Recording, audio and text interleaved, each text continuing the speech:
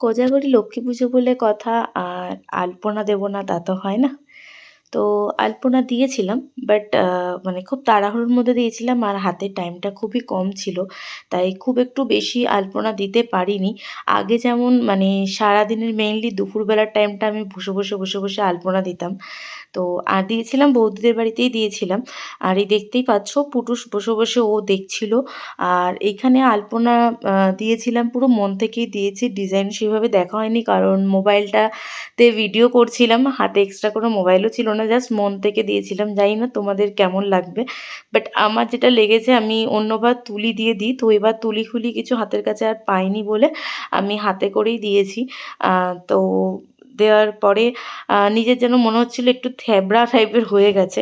But বৌদি বলল যে, "না, ছবিতে অতটা লাগছে না। ছবিতে বেশ ভালোই লাগছে।" বাট ফ্রন্ট থেকে আমার দেখে মনে হয়েছিল একটু থ্যাবড়া মানে চ্যাপ্টা টাইপের হয়েছে। আরেকটু সূক্ষ্ম করলে ভালো লাগতো।